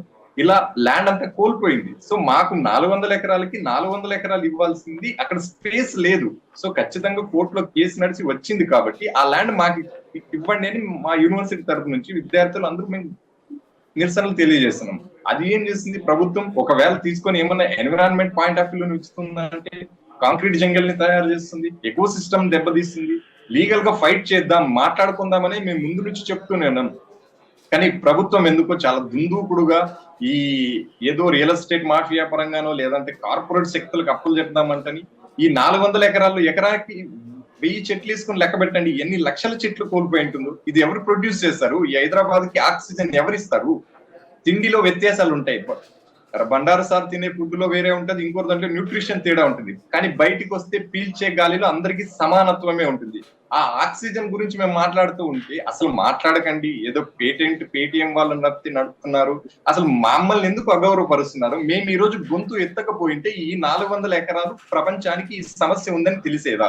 మేము చెప్పండి. మీకు రాష్ట్ర మంత్రులు పట్టి విక్రమార్క కావచ్చు, శ్రీధరబాబు కావచ్చు, వారు కూడా గతంలో ఈ హైదరాబాద్ సెంట్రల్ యూనివర్సిటీ విద్యార్థులే, వారు మీకు ఎంతవరకు నైతికంగా మద్దతిస్తున్నారు? వారు మొత్తం దీని గురించి వాళ్ళు అగెనిస్ట్ గా మాట్లాడుతున్నారు కదా సార్. వాళ్ళే మా పూర్వ విద్యార్థులుగా చదివి వాళ్ళ భవిష్యత్తుని ఇక్కడ చక్కదిద్దుకున్నారు. ఏ మాత్రం కొంచెం కన్సర్న్ ఉన్నా, అరే మనం ఆ తల్లి ఒడిలో అక్షరాలు దిద్దుకొని వచ్చాం కదా, ఇప్పుడే కదా మనం ఈ స్థాయిలో ఉన్నామంటే అక్కడ యూనివర్సిటీ జ్ఞాన భిక్ష పెట్టుకుంటే వాళ్ళు ఆ స్థాయికి వెళ్ళగలుగుతారా సార్? ఈరోజు ఆ కీలకమైన పదవుల్లో వాళ్ళు నెలకొంటారా? ఆ జ్ఞాన భిక్ష పెట్టిన కృతజ్ఞతాభావం లేదే. డాక్టర్ కృష్ణ చౌకల్ అని ఒక పూర్వ విద్యార్థి ఉంటాడు సార్, ఐఐటి మద్రాస్ కి. ఆయన మిడిల్ క్లాస్, మన తెలుగు వ్యక్తి, మచిలీపట్నం నుంచి వచ్చాడు. ఆ ఇన్స్టిట్యూట్ అతనికి జ్ఞానభిక్ష పెట్టిందంటే 228 కోట్ల ఆస్తిని దారాదత్తం చేశాడు. ఎందుకు చేశాడు? జ్ఞానం పెట్టిందనే కదా. ఆయన సంపద అంత సృష్టించగలిగాడంటే ఎక్కడ పెట్టింది? ఆయన కృతజ్ఞతాభావంగానే ఇచ్చాడు కదా. వీళ్ళు ఇంత కృతజ్ఞతాభావం ఉండాలి కదా. వీళ్ళు కృతజ్ఞతాభావం ఖచ్చితంగా ఉండాలని నేను చెప్పట్లేదు. ఈ సమస్య వచ్చినప్పుడు మీరు న్యాయ పోరాటం గాని చర్చించుకుందామని రిజిస్ట్రార్ గాని విద్యార్థులు గాని ఎన్నోసార్లు నేను చెప్పాను. వాళ్ళకి అనుబంధంగా ఉన్నటువంటి విద్యా సంఘ నాయకులు ఎన్ఎస్సీవై వాళ్ళు వెళ్తే అసలు అపాయింట్మెంట్ ఇవ్వలేదు. ఇచ్చినా ఇది మీకేం సంబంధం, మేము ఎటైనా ముందుకు వెళ్తామని సొంత పార్టీ విద్యార్థుల్ని ఇలా చెప్తే వాళ్ళు పాంప్లెట్ రిలీజ్ చేశారు, నో సెన్స్ అవర్ సీఎం అంటారు. అంటే మీరు మీ విద్యార్థుల నుంచే మీరు ప్రతిఘటన వెళ్తుంటే మీరు ఎంత మూర్ఖంగా వెళ్తున్నారు అనేది ఒకసారి ఆలోచించండి. మేము ల్యాండ్ ఇష్యూగానే చూడండి, ల్యాండ్ ఇష్యూతో కంటే హైదరాబాద్ కి ఆక్సిజన్ దానికంటే చాలా పెద్దది మాట్లాడుతున్నాం. మేము ఇక్కడ పంజాబ్ వాళ్ళు ఉన్నాం, అస్సాం వాళ్ళు, వేరే వేరే ప్రాంతాలు ఉన్నాం. 2 ఏళ్ళు చదువుకొని వెళ్ళిపోయే వాళ్ళకి ఈ 400 ఎకరాలు ఉంటే ఏంటి పోటీ అయిన దృక్పథంతో మేము ఎప్పుడూ లేము. ఇది ఒక నగరం, మన దేశం అంతా ఒకలా ఆలోచిస్తాం కాబట్టి ఈ విద్యార్థులు మేము యూనివర్సల్ థింకింగ్ లో ఉంటాం. మేము రాసే ఆర్టికల్స్ కానీ మేము పాల్గొనే డిబేట్లు కానీ యూనివర్సల్ ఉంటాయి. గత 5 ఏళ్లలో మా యూనివర్సిటీ రీసెర్చ్ బేస్ చేసుకుని యూజీసీ నుంచి 1000 కోట్ల గ్రాంట్స్ వచ్చింది. ఇది యూనివర్సిటీ ఘన చరిత్ర. సౌత్ ఇండియాలోనే నెంబర్ 1 సెంట్రల్ యూనివర్సిటీ, టాప్ 5 లో ఉంటుంది ఇండియాలో. అదే వరల్డ్ ర్యాంకింగ్ లో చూసుకుంటే 600 ప్లేస్ ఉంటుంది. మనం ఆక్స్ఫర్డ్ 1, 2 ఉన్నటువంటి ఆక్స్ఫర్డ్, స్టాన్ఫర్డ్స్ తో పోటీ పడాలంటే ఇంకా ఎంత జర్నీ చేయాలి? ఈ ఎంత జర్నీ చేయాలంటే ఎంత సఫిషియెంట్ ల్యాండ్ ఉండాలి? వీటి గురించి మేము అడుగుతూ ఉంటే మీది కాదు ల్యాండ్ ఇది అంటున్నారు. ఇది ఎంతవరకు ప్రభుత్వం ఒకసారి పునరాలోచన. ఆది నుంచి చెప్తూనే ఉన్న ప్రభుత్వానికి ఇది వ్యతిరేకంగా మారుతుంది, మాయని మచ్చగా మిగులుతుంది. ఇందిరాగాంధీ గారికి ఎమర్జెన్సీ ఎలా ఉంటుందో రేవంత్ రెడ్డి గారికి ఈ 400 ఎకరాలు కూడా మాయని మచ్చగా ఉంటుందని చెప్తూనే ఉన్నా. స్టార్టింగ్ నుంచి రైస్ చేస్తూనే ఉన్నా, కన్సిడర్ చేయలేదు. ఇది స్టేట్ ఇష్యూ కాదు, ఎన్విరాన్మెంట్ అయింది. సుప్రీం కోర్టు కూడా పాల్గొనే స్థాయికి వెళ్ళింది. సో ఇప్పటికన్నా ప్రభుత్వం ఎలా స్పందిస్తుందో ఒకసారి పునరాలోచించాలి. వెనక్కి తగ్గితే పార్టీ భవిష్యత్తుకి చాలా మంచిది. సతీష్ గారు మీరు చెప్పండి, బీఆర్ఎస్ పార్టీ నాయకునిగా ఒకవైపు బీఆర్ఎస్ పార్టీ గతంలో 10 ఏళ్ళ అధికారంలో ఉన్నప్పుడు దాదాపుగా 30,000 కోట్ల విలువైన భూములు అమ్మారు. ఇప్పుడు కాంగ్రెస్ పార్టీ చేస్తుంటే మీరు ఎందుకు వ్యతిరేకిస్తున్నారు? ఒకవైపు దీనికి సంబంధించి ఎకలాజికల్ బ్యాలెన్స్ కోసం పోరాడుతున్నారా, లేకపోతే రాజకీయ ఒకవైపు లాభం కోసం పోరాడుతున్నారా? మాకేం లాభం ఉంటుందండి? మాకు రాజకీయ ప్రతి దాంట్లో కూడా మాకు రాజకీయ లబ్ధి అని మాట్లాడతారు, కానీ మాకు అంత అవసరం లేదండి. ఈరోజు కాంగ్రెస్ ప్రభుత్వం ప్రజల చేత ఎన్నుకోబడ్డ ప్రభుత్వం. ఈరోజు వాళ్ళే అంటున్నారు కాంగ్రెస్ నాయకులు, మేము ప్రజల కోసం పనిచేస్తాం, ఆ 400 ఎకరాలు పరిశ్రమలు తీసుకొస్తాం, లేకపోతే వేరే వాళ్ళకు దారాదత్తం చేస్తామనో, అమ్ముతామనో, లేకపోతే అమ్మిన ద్వారా వచ్చే డబ్బులు పథకాలకు పెడతామనో, ఇవన్నీ సొల్లుమాటలు అని చెప్తా ఉన్నారు. అరే ఇవాళ మనం ఇలా ప్రజల చేత ఎన్నుకోబడ్డ ఈ ప్రభుత్వం ప్రజలే చెప్తున్నారు కదా, వద్రా నాయన 400 ఎకరాలు కాకపోతే పక్కపడి ఇంకెక్కడ లేవా ల్యాండ్స్? పరిశ్రమలు తీసుకురావాలంటే అక్కడే తీసుకురావాలా పరిశ్రమలు? ఇప్పుడు ఇవాళ అభివృద్ధి, తెలంగాణ రాష్ట్రాన్ని అభివృద్ధి చేయాలని చెప్తే కానీ హైదరాబాద్ లోనే చేయాలా? 2 టైర్ సిటీస్ లేవా? 2 టైర్ సిటీస్ లో కూడా చేయొచ్చు కదా, లేకపోతే హైదరాబాద్ శివార్లలో కూడా చేసుకోవచ్చు కదా. అదే కాకుండా ఇవాళ అదే యూనివర్సిటీ, యూనివర్సిటీ పిల్లలందరూ రోడ్ల మీదకి వచ్చి ధర్నాలు చేస్తా ఉంటే లేదు, పట్టుపట్టి మూర్ఖంగా కర్కశంగా ఇలా ఆడపిల్లల్ని కూడా అండి, యూనివర్సిటీలో ఆడపిల్లలు పాపం చదువుకోవడానికి వచ్చిన పిల్లలు, వాళ్ళకి ఏమవసరం అండి? ఈ రోజు ఆ 400 ఎకరాలు మీరు వదిలిపెట్టే వాళ్ళు ఏమన్నా తలో ఎకరం రాసుకొని పోయేటోళ్ళ? అక్కడ ధర్నాలు చేసే వాళ్ళు, ఇప్పుడు ఇబ్బంది పడుతున్న వాళ్ళు, వాళ్ళ మీద అక్రమంగా కేసులు పెట్టి పోలీస్ స్టేషన్ పంపించి జుట్లు పట్టుకొని, ఆడపిల్లల జుట్టు పట్టుకొని బట్టలు జినుగుతుంటే కూడా లాక్కెళ్ళే అంత దౌర్భాగ్యమైన పరిస్థితికి తెలంగాణ రాష్ట్రంలో ఎందుకు తీసుకొస్తా ఉన్నారు? మీకు అంత అవసరం ఏముంది? ఈ రోజు 400 ఎకరాలలో ఇంకో విషయం, ఈ రోజు యువకులు, ఈ రోజు యావత్ తెలంగాణ, ఇది ఒక హెచ్సియు ఇష్యూయే కాదండి. ఈ రోజు కంప్లీట్ తెలంగాణ అంతా ఫోకస్ చేస్తుంది, ప్రపంచం అంతా కూడా చూస్తున్న పరిస్థితికి వచ్చింది. ఈ రోజు చూస్తా ఉంటే నీకు అసలు యూనివర్సిటీలో ఉన్న 2300 ఎకరాలు ఎక్కడ ఉన్నాయి? ఆ 2300 ఎకరాలలో నీ 400 ఎకరాలు ఎక్కడ ఉందని మార్క్ చేశావా? నువ్వు సర్వే చేయించారా? సర్వే ఎప్పుడు చేయించినావు? దాన్ని మార్కెటింగ్ ఎప్పుడు చేయించారు? ఎప్పుడు మీరు కూర్చుతా ఉన్నారు? ఎప్పుడు చూసినా కూడా హైడ్రా చూసినా, మూసీ చూసినా, లగచెర్ల చూసినా, ఇంకేది చూసినా కూడా మీరు కేవలం శనివారం, ఆదివారం లేదా కోర్టు హాలిడేస్ ఉన్నప్పుడే ఎందుకు చేస్తా ఉన్నారు? మీకు నిజాయితీగా చిత్తశుద్ధి ఉండి నిజాయితీగా న్యాయమే ఉంటే, మీకు ఆ భూమి నిజంగా మీరే అయితే మీరు ఎందుకు హాలిడేస్లలో, కోర్టు హాలిడేస్లలో మీరు ముందుకు వస్తా ఉన్నారు జేసీబీలు పట్టుకుని వచ్చి? అది కాదు కదా. ఈరోజు 400 ఎకరాలు అనేది ఈరోజు మనకు అందరికీ ఆక్సిజన్ ఇచ్చే చెట్లు, పెద్ద పెద్ద చెట్లు, వన్య ప్రాణులు, పక్షులు, జంతువులు, నెమళ్ళు అరుస్తా ఉంటే ఈరోజు తెలంగాణ సమాజం విలవిల్లాడిపోతా ఉంది. అందరు కూడా ఈరోజు ప్రపంచం అంతా సమాజం మొత్తం దేశంలో ఎక్కడెక్కడైతే ఈ సోషల్ మీడియా విస్తరించబడింది, ఈ సోషల్ మీడియాలో చూస్తుంటే పాపం కన్నీరు మున్నీరు అవుతా ఉన్నారు. కావు కావు అంటూ ఆ నెమళ్ళు అర్ధరాత్రి జేసీబీ సప్పులతోని మీరు చెట్లు కూలుస్తూ ఉంటే ఆ చెట్లు మళ్ళీ ఎప్పుడు పెరగాలి? మీరు ఈ రోజు తెలంగాణ రాష్ట్రంలో ఇన్ని రోజులు 15 నెలల ప్రభుత్వంలోకి వచ్చి కనీసం ఒక దాని చెట్లు పెట్టిరా? కొత్త చెట్లు పెట్టకపోతే పెట్టపోని గంగలో పోని, కానీ ఉన్న చెట్ల కన్నా దోసి నీళ్లు పోసే పరిస్థితి లేదు. ఆ దోసి నీళ్ళను పోయకురా నాయన, మేము ఎట్లన్నా మేమన్నా తెలంగాణ సమాజం ఆ మొక్కలు నాటుకుంటాం, గ్రీనరీ పెంచుకుంటాం, కానీ కనీసం ఉన్న చెట్లని కూల్చివేసే దిశగా ఉన్ని చెట్లను నరికివేసి అధ్వానమైన పరిస్థితుల్లో ఈ 400 ఎకరాల్లో ఎన్ని ఔషధ మొక్కలు ఉండొచ్చు, ఎన్ని ప్రకృతికి సంబంధించిన మొక్కలు ఉండొచ్చు, వాటి మీద ఆధారపడే జీవరాశులు ఎన్ని. ఈ రోజు చూస్తున్నామండి, ఐను సాక్షిగా చెప్తున్నాం, మనిషి పుట్టుక కట్టెతోని ఎక్కడైతే ఉయ్యాల్లో వేస్తామో ఆ కట్టె అవసరము, ఏదైతే మనిషి చనిపోతే మళ్ళీ మన పాడమోయడానికి కూడా కట్టె వాడతాం. అంతా మన జీవన ప్రమాణంలో మన జీవిత చరిత్రలో ఈ చెట్లు కీలకం. ఈ రోజు మనం బతకాలంటే ఆక్సిజన్ కావాలి. ఈ రోజు మన ఇప్పుడున్న పరిస్థితిలో, ఇప్పుడున్న బిజీ షెడ్యూల్లో, బిజీ లైఫ్ లో మనకు ఆక్సిజన్ తక్కువ అవుతా ఉంది, వెహికల్స్ ఎక్కువైపోయినాయి, పొల్యూషన్ ఎక్కువైతా ఉంది. అలాంటి పరిస్థితిలో ఈ రోజు యూనివర్సిటీ ఆ భూమిని కాపాడుతున్న తరుణంలో ఈ రోజు పిల్లల మీద, విద్యార్థుల మీద దామనకండలాగా ఈ రోజు వాళ్ళని అరెస్టులు చేయడం. ఇప్పుడు మీరు గతంలో ఏమని చెప్పారు ఇదే రేవంత్ రెడ్డి గారు, అరే ఇంటి మీద డ్రోన్ ఎగరేస్తే ఉందే 500 ఫైన్ వేసి వదిలిపెట్టాలి కానీ అరెస్ట్ చేస్తారా, జైలు వేస్తారా అన్నారు. ఇలా ఇదే హెచ్యు విద్యార్థులు 5 డ్రోన్లు అక్కడ ఎట్లా ఉంది పరిస్థితి, 5 డ్రోన్లు ఎగరేస్తే ఐదుగురిని తీసుకెళ్లి జైల్లో 5గురిని అరెస్ట్ చేసినామని తెలుస్తా ఉంది, అరెస్ట్ చేసి జైలుకు పంపుతామని తెలుస్తా ఉంది. అంటే ఇలాంటి అవసరం ఏముంది? విద్యార్థులకు రాజకీయాలతో అవసరం ఏముంటుందంటే వాళ్ళను రాజకీయ రంగం పిలుస్తా ఉన్నారు, ఇలా వాళ్ళని అవమానిస్తా ఉన్నారు. వాళ్ళు కోరుకుంటుంది ఏంది? కేవలం మా యూనివర్సిటీ రేపు ప్రపంచంలో వాళ్ళు రేపు సమాజంలో వాళ్ళు ఏ స్థాయిలో ఉన్నా, కలెక్టర్ అయినా, యాక్టర్ అయినా, రాజకీయ నాయకుడైనా, సైంటిస్ట్ అయినా, ఏ స్థాయిలో ఉన్నా కూడా మేము చదివింది హెచ్సియు, మా యూనివర్సిటీలో ఇట్లుండేది, మా యూనివర్సిటీలో తమ్ముడు చెప్తా ఉన్నాడు, మా యూనివర్సిటీ క్యాలెండర్లో జింకలు చూడండి, వన్యప్రాణులు చూడండి, చెట్లు చూడండి, మా అభివృద్ధి చూడండి, మేము ఎంత అద్భుతంగా పనిచేసామని కింద ఎవరైతే నెక్స్ట్ జనరేషన్ వచ్చే పిల్లలకు చెప్పే పరిస్థితిలో ఉంటుంది తప్ప మేము యూనివర్సిటీలో చెట్లు నరికేస్తాం, ఆ ప్రభుత్వం తెలంగాణ ప్రభుత్వం వచ్చి చెట్లని నరికి పారేసి 400 ఎకరాలు ఖాళీ చేసిందని చెప్పుకునే పరిస్థితి తీసుకొస్తా ఉన్నాం. ఈ రోజు రాష్ట్ర ఖ్యాతి ఎంత దారుణమైన పరిస్థితి. ఈ రోజు హెచ్సియులో ఒక రాష్ట్రంలో, మన రాష్ట్రంలో కాదండి, పక్కన రాష్ట్రాలు, దేశంలో ఎన్నో రాష్ట్రాల నుంచి వచ్చే పిల్లలందరూ చదువుకుంటా ఉన్నారు. ఈ రోజు తెలంగాణ రాష్ట్రం అంటే ఎట్లా ఉంది? గత కేసీఆర్ గారి ప్రభుత్వంలో అద్భుతంగా సస్యశ్యామలు ఉన్న ప్రభుత్వం, ఈ రోజు రేవంత్ రెడ్డి గారి కాంగ్రెస్ పాలనలో ఏం జరుగుతా ఉంది? ఈ రోజు వాళ్ళ పిల్లలు వాళ్ళ రాష్ట్రానికి వెళ్ళినప్పుడు ఏమైందమ్మా, మీ ఇష్యూ ఏందమ్మా అని అడిగితే మా చెట్లన్నీ కూల్చి నరికేస్తా ఉన్నారు, జీవరాశులన్నీ చంపేస్తా ఉన్నారు, ఇండ్లన్నీ కూలుస్తా ఉన్నారు. ఇలాంటి ప్రక్రియలో వాళ్ళు చెప్పుకునే పరిస్థితి వచ్చి మన ఖ్యాతి దెబ్బతిన్నదా? ఏదైనా కూడా ఇంత తొందరపాటు ఎందుకు? మీకు నిజంగా సరే భూమి ఎవరిదా అనేది పక్కకు పెట్టండి, భూమి మీద ప్రభుత్వందా, ప్రైవేట్ సంస్థదా, లేకపోతే హెచ్యుదా పక్కకు పెట్టండి. కానీ అక్కడ కొన్ని మానవీయ కోణంలో కూడా చూడాల్సిన అవసరాలు ఉంటాయి కదా. మనం గతంలో కూడా చెప్పిన మూసీ కానీ, హైడ్రా కానీ చాలా చిన్న చితికిపోయిన కుటుంబాలు ఉంటాయి, రూపాయి ఖర్చు పెట్టుకుని ఇల్లులు కట్టుకుంటారు. వాళ్ళకి టైం ఇవ్వండి, వాళ్ళకి ఆల్టర్నేట్ చూడండి అని కూడా మనం రిక్వెస్ట్ చేసిన పరిస్థితులు ఉన్నాయి ప్రభుత్వం. వాళ్ళు అక్కడ కూడా వినకుండా ఇండ్లు కూల్చిన పరిస్థితి. ఈ రోజు కూడా అక్కడ వన్యప్రాణులు ఉన్నాయి, చెట్లు ఉన్నాయి, 400 ఎకరాలు, అది చిన్న విషయం కాదు. కొంత మానవీయ కోణంలో చూడాల్సి ఉంటుంది. ఈ 400 ఎకరాలు కాబట్టి నువ్వు 4th సిటీ పేరుతో వేలాది ఎకరాలు నువ్వు తీసుకున్నావు కదా, అందులో కన్స్ట్రక్షన్ చేసుకోరాదా, అందులో పరిశ్రమలు తీసుకురాదా? 15 నెలలు అయింది, ఒక రూపాయి తీసుకొచ్చింది లేదు, ఓ బడి కట్టింది లేదు, గుడి కట్టింది లేదు. ఇవాళ నువ్వు పరిశ్రమలు కడతా అని చెప్పి 400 ఎకరాలు నువ్వు కబ్జా చేస్తా అంటే ఏ తెలంగాణ వచ్చి విద్యార్థులే కాదు, తెలంగాణ ప్రజలు కూడా ఊరుకోరు. ఈ రోజు ఖండిస్తా ఉన్నారు. హలో, వినిపిస్తుందా? చెప్పండి.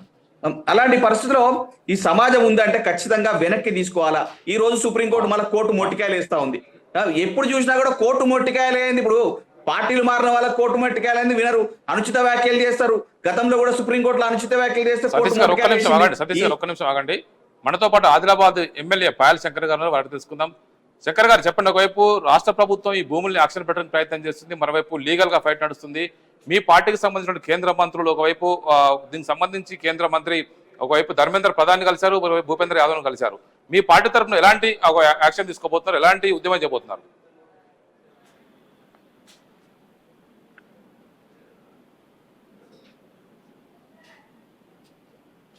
వినపట్లేదండి. హలో, వినిపిస్తుందా? వినిపిస్తుందా? చెప్పండి. వినిపిస్తుందా? శంకర్ గారు వినిపిస్తుందండి.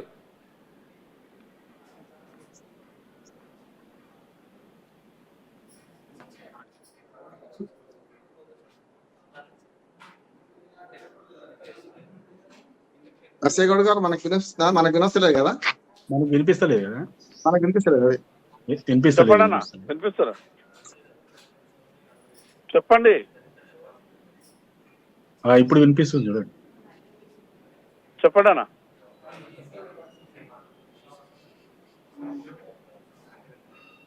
మళ్ళీ యాంకర్ గొంతు వినొస్తలేదు మాట. శంకర్ గారు మాట్లాడింది యాంకర్ వినొస్తలేదు. ఒకరు మాట్లాడి ఒకరు ఇద్దరు పడుతుంది. శంకర్ గారు స్వామి గారు మాకు ఎవరికి వినొస్తలేదు. శంకర్ గారి మాట ఒకసారి వచ్చింది మళ్ళీ పోయింది. రామ్మోహన్ రావు గారు మీరు చెప్పండి, ఒకవైపు విద్యా సంస్థలకు మీద పెట్టుబడి అంటే కూడా మానవ వనరుల అభివృద్ధి కోసం చూస్తారు. అలాంటి ఈ ఎంతో భవిష్యత్తు ఉన్నటువంటి యూనివర్సిటీకి సంబంధించిన భూముల్ని ఒక్కొక్క ప్రాంతానికి ఒక్కొక్క ఇన్స్టిట్యూట్కి ఇచ్చుకుంటూ పోతే రానున్న రోజులు ఇబ్బంది అవుతుంది కదా? స్వామి గారు ఇప్పుడు నర్సయ్య గౌడ్ గారు విద్యావంతులు, చాలా విజ్ఞులు, తెలిసిన వారు. ప్రభుత్వ వాదనను సమర్థించుకోవడానికి ఎవరి మీద వారి మీద బట్టగాల్చి పీదేకండి దయచేసి. ఎందుకంటే పురుషోత్తం రెడ్డి గారు, నేను, అట్లానే చాలా మంది పర్యావరణవేత్తలము గత 20-30 ఏళ్ళుగా పనిచేస్తున్నాము. పటాన్ చెరువులో ఏదైతే పారిశ్రామిక వాడలో మొత్తం కాలుష్యం పెట్టి నక్కబాగులో కాలు పెట్టి చచ్చిపోతున్నామని దాన్ని చేస్తూ మేము ఉద్యమం చేసినాం. మీరు పార్టీలు అంటకట్టలేదు. ఇప్పుడు మీరు ఏంటంటే డిఫెన్స్ లో పోవాల్సిన ఆఫీస్ లో పోతున్నారు. ప్రభుత్వం అందరూ మీ నుంచి మొదలు పెడితే అందరూ కూడా ఆఫీస్ లో పోతున్నారు. ఎందుకు కూడా అర్థమైతే ప్రతి దానిలో ఆఫీస్కి పోతున్నారు. అంటే మధ్యన వచ్చిన వాళ్ళు కూడా మాకు కూడా పార్టీలు అంటకడుతున్నారు. మీ సమస్య కాదు, నేను చెప్తున్నాను. ఇందిరా పార్క్ దగ్గర అది కనబట్టి మీరు ఎక్కడున్నారో నాకు తెలియదు, కానీ మేము 4 రోజులు దాని చేసినాం. మరి అది మర్చిపోదాం. అందుకని మా మీద పెట్టకండి. నేను అసలు ఈ ఇష్యూ మీద మాట్లాడుతున్నాను. కాంగ్రెస్ పార్టీ మీద మాకు ఎలాంటి ద్వేషం లేదు. మదన్ గారు ఆయనకి ఏం సంబంధం?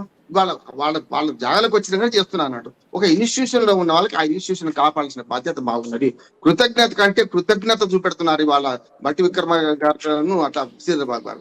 వాళ్ళ ఇన్స్టిట్యూట్, నేను నా స్కూల్ జాగా, నా కాలేజ్ జాగా అన్యాక్రాంతం అయితే మేము ప్రాణాలు తెగించినప్పుడు గడ్డపార మొదలు నా మీద ఏరా అన్న దక్కింది. ఇవాళ బ్రహ్మాండమైన మార్కెట్ యార్డ్ కట్టుకున్నాం ఆ జాగాలో. నేనేమంటున్నానంటే మీరు మధ్యవర్తులను కూడా మీరు బదనాలు చేయకండి. మీతో సహా రేవంత్ రెడ్డి గారి దాకా అదే పోతుంది. నెంబర్ 1. రెండో చెప్తున్నాను, ఇక్కడ మా 2300 ఎకరాల జాగా మాకు చూపించాం. మొట్టమొదటి మదన్ గౌడ్ గారు, నేను ఇద్దరం అంటున్నాం. మా 2300 ఎకరాల భూమి ఉంది కదా, అది కొలిచి చూపించండి. 25వ సర్వే నెంబర్ కదా, ఈ 400 ఎకరాలదే అదే అంతే. మీరు ఏంటంటే ఇప్పుడు రెంటా చెడు అవ్వా కావాలి భూవా కావాలి మీరే అంటే, మీరు ఇచ్చిన 377 ఎకరాలు ఏమో మదన్ చెప్పారు క్లియర్ గా, ఎవరెవరికి కంటగట్టారు చెప్పారు. అది ఇస్తామని ఆశ చూపెట్టి, అది సరే మంచి చోటు నరసింహన్ గారు ఒప్పుకున్నారు. అది ఇస్తామని ఆశ చూపెట్టేమో దాన్ని అటు వేరే వాళ్ళకి కట్టబెడతారు, ఉన్నదేమో అది అంటున్నారు. అంటే ఎట్లా? అందుకని ఏమంటున్నాను, 2300 ఎకరాలు కొలిచేయండి. ఆ తర్వాత ఎంతున్నా మీరైనా సరే మళ్ళా పర్యావరణవేత్తలుగా మేము గ్యారంటీ దానిలో కూడా వస్తాం. అది కూడా ప్రభుత్వాలు మనమే ఉండాలంటున్నాం. నెంబర్ 1. రెండవది, చాలా చూడండి మున్సిపాలిటీలలో నరేష్ గారు మీరు అన్నారు కనుక, ఒక చెట్టు కొట్టేస్తే 5,000 రూపాయలు ఫైన్ వేస్తున్నాను. ఒక్క చెట్టు కొట్టేస్తే షట్టర్ ముందట అడ్డంగా ఉంది, నాకు షాప్ కనపడతలేదు. మా గజ్వేల్లో సిద్దిపేటలో ఒక చెట్టు కొట్టేసిండు ఒక ఆయన. కొట్టేసి 5,000 రూపాయలు మున్సిపాలిటీ వచ్చి ఫైన్ వేసిండ్రు. 10 చెట్లు నాటమన్నాం. వాళ్ళని తీసుకుపోయి ఎక్కడ నాటించే ప్రయత్నం చేసిండ్రు. అటువంటి చట్టం ఉన్నది. వాళ్ళ జింకల మీద అయితే సల్మాన్ ఖాన్ జైలుకు పోయింది కదా. మీరు నిరాశ్రయులు చేయడం కూడా వన్యప్రాణి మృగాలకు నష్టం చేయడమే. వలస పక్షులు వస్తున్నాయి, మీకు జింకలు అన్నిటికని చెప్తాను. మనకు చండీగఢ్ పోతే, సతీష్ గారు మీ అందరికీ తెలుసు, చండీగఢ్ పోతే రాక్ గార్డెన్ చూస్తాం. మనం ఒక మంచి పెద్ద సిటీ, నిర్మాణమైన సిటీ. రాక్ గార్డెన్ అంత దూరం పోవాల్సిన అవసరం. మష్రూమ్ రాక్స్ ఉన్నాయి మనకి ఇక్కడ, అద్భుతమైన పొదలే అంటున్నారు. మీకు పెద్ద పెద్ద చెట్లు అంటే చెట్లకు ఉంటే ఆదిలాబాద్ అడవులు ఉంటాయి, ఇక్కడ చెట్లు ఉంటాయి. ఇక్కడ పెద్ద పెద్ద టేక్ చెట్లు ఉండకపోవచ్చు, కానీ ఆ వనాల పొదలే నెమలను రక్షిస్తాయి. నేచురల్ ఫారెస్ట్ అది. ఇంకోటి చెప్పండి, మీకు తెలియదు నర్సయ్య గౌడ్ గారు, మీకు తెలియదు కాదు. మీరు ఒకసారి వెబ్సైట్ తీయండి, అందులో సరీసృపాలు ఉన్నాయి, తాబేళ్లు ఉన్నాయి, రకరకాల మన చిన్న చిన్న కుందేళ్లు ఉన్నాయి, అనేక రకమైన పర్యావరణం సరీసృపాల నుంచి మొదలెడితే పర్యావరణం రక్షించడానికి అన్ని రకాల అనువైన పొదలు ఉన్నాయి.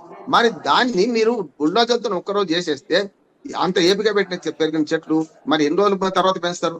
దీన్ని ఏమంటున్నారంటే కోర్టు ధిక్కారమే కాదు. నిన్న కోర్టు ఆదేశించినాక కూడా బదన అన్నట్టు నిన్న కూడా అదే నడుస్తుంది, రాత్రి కూడా నడుస్తున్నాయి. ఇప్పుడు ఏమైందంటే హైకోర్టు రిజిస్ట్రార్ పోయిండు, ఇప్పుడు అక్కడికి లైవ్ నడుస్తున్నది, పోయిండు. ఇప్పుడు అన్ని బంద్ చేస్తారు, అన్ని గేటు బయటకి ఇప్పుడు వెళ్తున్నాయి. టైం స్లాట్ చూడాలి. ఇప్పుడు ఎప్పుడు పోయినాయి బుల్డోజర్లు, బయటకి ఎప్పుడు పోయినాయి, లోపలికి ఎప్పుడు వచ్చినాయి చూడాలి. ఆ సీసీ కెమెరాలు కూడా చూడాలంటున్నాను. మీరు దయచేసి ఏమంటున్నారంటే బట్టి విక్రమ వాళ్ళందరూ చదువుకోని కూడా తమ ఇన్స్టిట్యూట్ లో జరుగుతున్న దానికి డబ్బులు దానం చేయకపోనియండి, కానీ మాట సాయం అనేది చేయరా? ప్రభుత్వంలో ఉన్నారు కదా, ఈ పనిని చేస్తున్నారు అంటున్నాను. నేను ఒకటేమంటున్నానంటే అందరూ ఒకటే పాట పాడుతున్నారు కింది నుంచి పై దాకా. మా భూమి మా ఇష్టం, మీ భూమి అంటే మీ ఇష్టం ఉండదు. మన భూమిలో కూడా పట్టా భూమిలో, నేను రెవెన్యూ వ్యవస్థలో చాలా నిష్ఠాతుని పటేల్ పటవారికి నుంచి వచ్చిన వాడిని, నేను చెప్తున్నా స్పష్టంగా. ఇవాళ ప్రైవేట్ కుంటలు ఉంటే కూడా దాన్ని ధ్వంసం చేయడానికి వీల్లేదు, పట్టా భూములలో ఉంటే కూడా. FTL పట్టాభూమి కదా, బఫర్ జోన్ పట్టాభూమి కదా, ఎందుకు మనం హైడ్రా వచ్చింది? ఇవాళ హైడ్రాను మంచిగా పెట్టి మదను నేను ఇద్దరం ఆహ్వానిస్తున్నాం. ఎందుకంటే రాజకీయ పార్టీ సతీష్ అంటే వేరే అనుకుందాం, మాకైతే లేవు కదా. మీరు హైడ్రా పెట్టి ఆహ్వానించిన ఫస్ట్ మేమే కదా.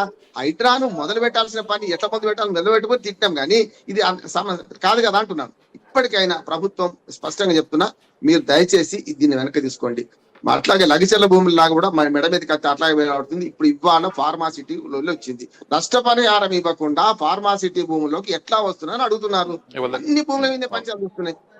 మేము గత ప్రభుత్వాన్ని కూడా ప్రతిసారి ప్రశ్నించాం. నరసయ్య గౌడ్ గారు మమ్మల్ని తప్పట్టకండి దయచేసి. సార్ ఒక్క నిమిషం సార్, HCU వద్ద పూర్తిగా ఉద్రిక్త పరిస్థితులు ఉన్నాయి. అక్కడ మా ప్రతినిధి సునీల్ ఉన్నారు, సునీల్ అడిగి తెలుసుకుందాం. సునీల్ చెప్పండి, అక్కడ HCU దగ్గర పరిస్థితి ఎలా ఉంది?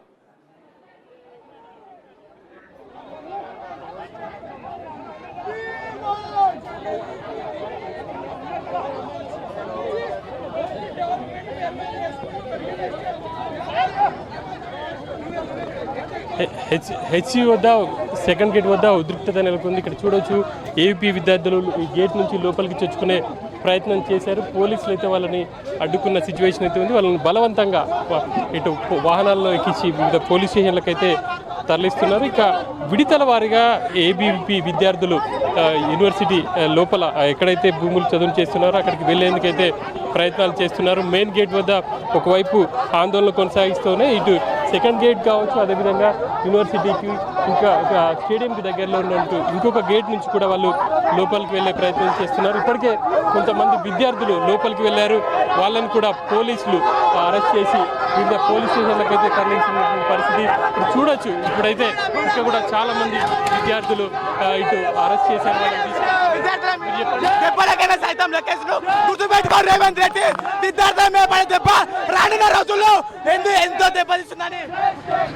చూడొచ్చు, బలవంతంగా పోలీసులు అయితే వాళ్ళని అదుపులోకి తీసుకొని ఇటు గచ్చిపోలి పిఎస్ కావచ్చు, అదేవిధంగా మాదాపూర్ పిఎస్లకు అయితే తరలిస్తున్నటువంటి పరిస్థితి. ఇప్పటికే దాదాపుగా 100 మందికి పైగా విద్యార్థులను పోలీసులు అదుపులోకి తీసుకున్నారు.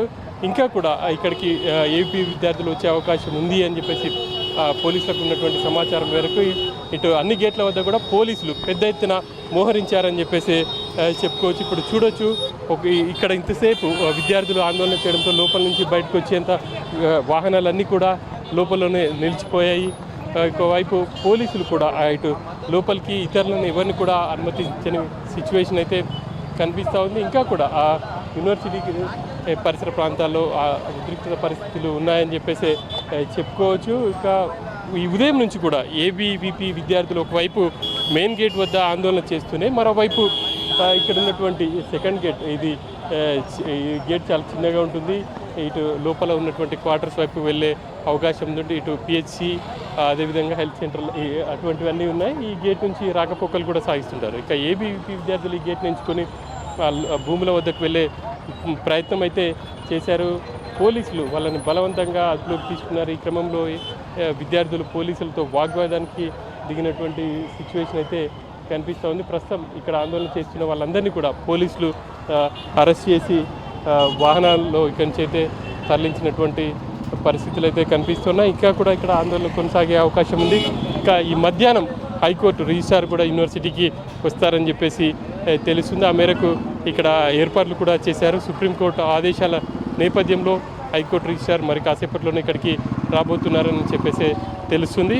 మొత్తం మీద అయితే గత 5 రోజులుగా HCU వద్ద ఆందోళనలు కొనసాగిస్తున్నారు విద్యార్థులు. ఎట్టి పరిస్థితిలో ఆ 400 ఎకరాల భూమిలో పర్యావరణాన్ని కాపాడే విధంగా ఉండాలి.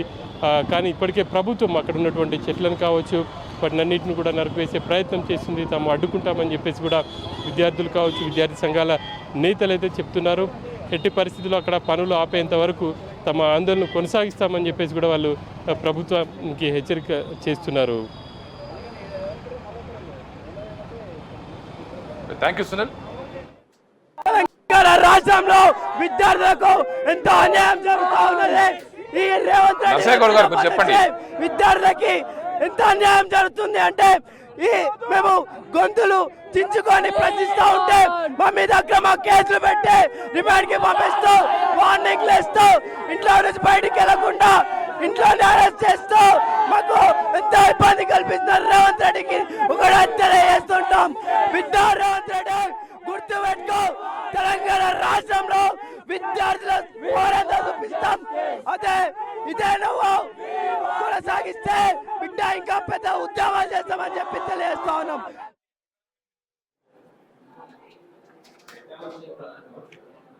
నరసయ్య గౌడ్ గారు, మీరు చెప్పండి, గతంలో మీ పార్టీ జాతీయ నాయకులు రాహుల్ గాంధీ ఒకవైపు రోహిత్ వేముల చనిపోయినప్పుడు హెచ్వీకి వచ్చారు, అక్కడ విద్యార్థులకు ఎలాంటి కష్టం వచ్చినా కూడా నేను వచ్చి ఆదుకుంటానని చెప్పి మాటిచ్చారు. ఇప్పుడు విద్యార్థుల కష్టాల్లో ఉందరో మీ పార్టీ జాతీయ నాయకులు వస్తారా?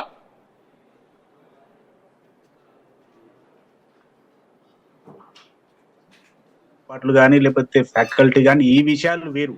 నేనేమంటున్నా, ఒకటి క్లియర్ కట్ గా మనకు అర్థమయ్యేది, అన్ని పేపర్లు కానీ మీడియాలు కానీ నిన్న అరగోపాల్ గారు కానీ వాళ్ళంతా పోయినప్పుడు బట్టి విక్రమార్క వీళ్ళంతా మాట్లాడిన విషయాలు కానీ స్పష్టంగా మనకు తెలిసేది ఏంటంటే, ఆ 400 ఎకరాల భూమికి యూనివర్సిటీకి సంబంధం లేదు అనేది క్లారిటీ ఇచ్చారు. నేను అది ప్రభుత్వానికి వచ్చినప్పుడు, ప్రభుత్వము టీజీఐఐసి వాళ్ళకు కేటాయించినప్పుడు దాని ద్వారా పని చేసుకుంటుంది ప్రభుత్వం.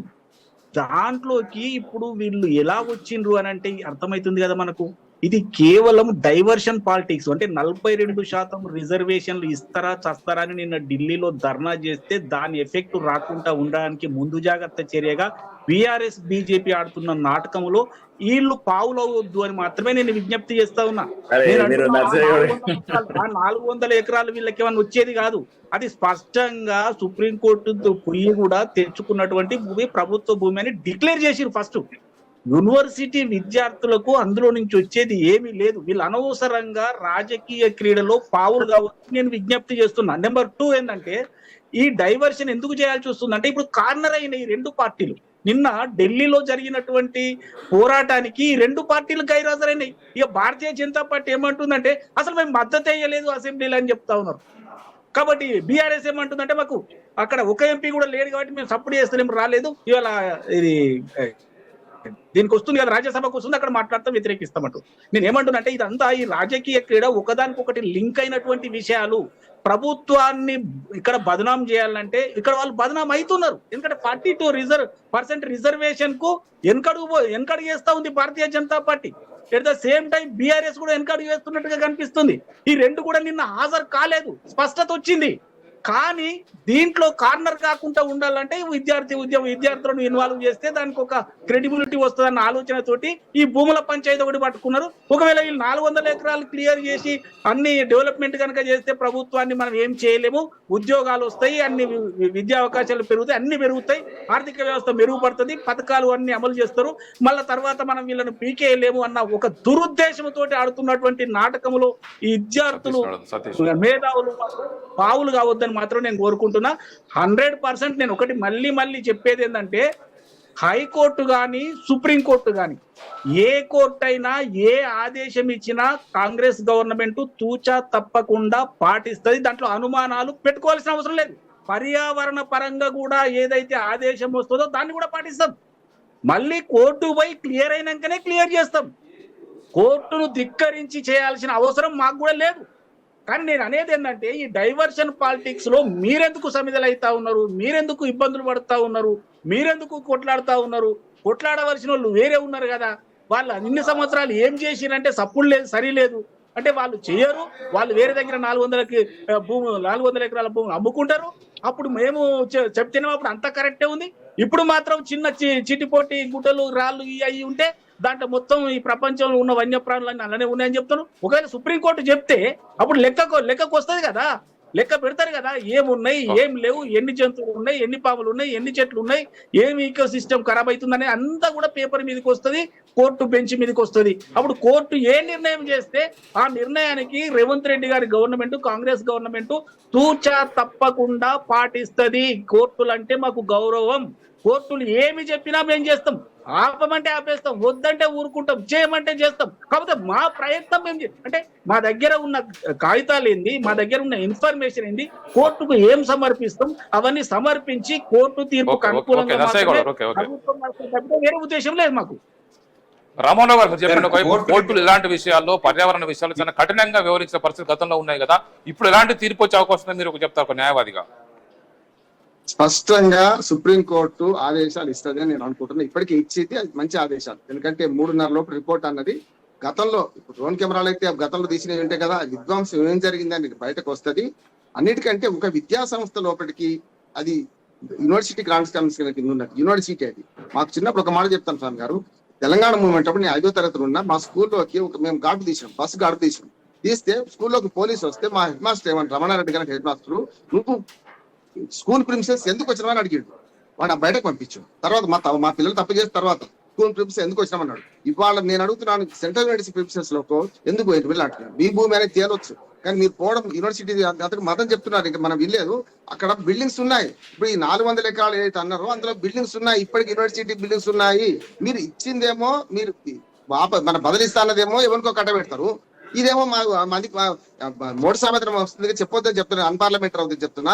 మార్వాలం పోయి దాన్ని పంపించి నేనేమో ఇట్లా చేస్తే ఎట్లా అంటున్నాను నేను. ఇప్పుడు మీరు ఇస్తానన్న భూమి ఏమో ఎవరికో కట్టబెడతారు, మీరు ఇచ్చిన భూమి ఏమో వాళ్ళ మాదే అంటారు. అంటే ఎట్లా సాధ్యమైతే అంటున్నాను. ఇంకొక మాట చెప్తున్నాను, వాళ్ళ ఈ ప్రభుత్వానికి హెచ్చరిక అంటున్నాయి, ఈ భూముల విషయంలో ఈ ప్రభుత్వానికి హెచ్చరిక అంటున్నాను. మీరు మళ్ళీ గుళ్ళో చేసుకోవడం ఒకండి. వాళ్ళ కూడా మీకు అన్నిటికంటే తండ్రి తప్పు చేసుకుని పిల్లలు అంటున్నారు. సెన్స్ లేదు మా తండ్రికి అంటున్నారు, ఎన్ఎస్సీ పిల్లలు అంటున్నారు.